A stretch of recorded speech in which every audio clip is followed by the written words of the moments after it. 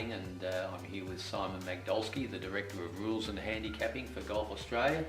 So as I understand it, the state associations have been going to every golf course in their state, looking at them from every tee and producing slope ratings. How long has that taken?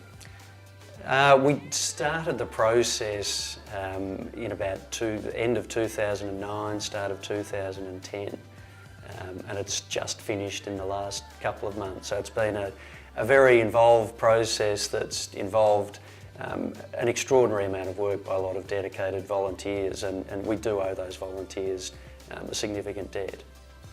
So they've worked so hard, we better put it into practice and see how it goes. So Simon, your GA handicap will be 16.2. Let's say you're playing a match against somebody who's off a GA handicap of 2.3. Can we look at the comparison as to what that does to the daily handicap on a slope rating of 148 and a slope rating of 101? Yeah, so with the easier golf course, the slope rating 101, if I play on that slope rated 101 golf course, if we just have a look at the chart, I would play off a daily handicap of 14. Now my opponent, off their GA handicap of 2.3, if we look at the chart, they play on a daily handicap of 2.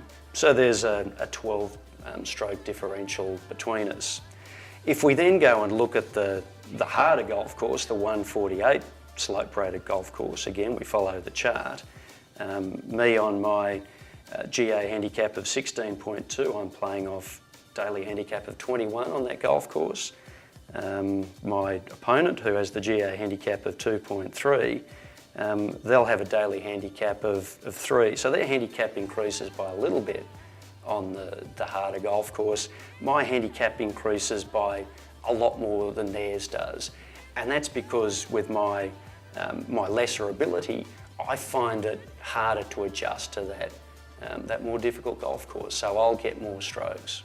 So in that scenario, on 2 separate days, you're getting 4 shots more on one course than the other because your opponent is better able to handle the more difficult conditions on that tougher course.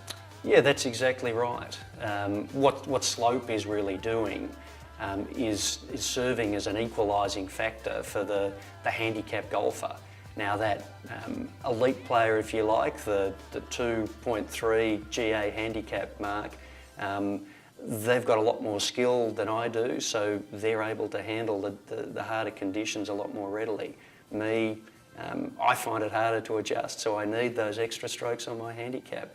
The current handicap system doesn't provide me with those extra strokes. Under the current handicap system, wherever we play, the difference between our handicap stays the same. When slope comes in on a difficult course, the difference between our handicaps will get wider. On an easier course, I find it easier to adjust, so the difference between our handicaps will get smaller. It's a more fair, more equitable system. So even in that case where we're talking about you playing a better player, in fact what this system does, it's taking your opponent out of the game and pitting you against the course in a much more fair way than we've ever seen before. Yeah, well, it's wherever I go, I'm getting a handicap that is appropriate to the difficulty of the course that I'm playing. Again, under the current system, we don't really get that. We just have this one-size-fits-all handicap.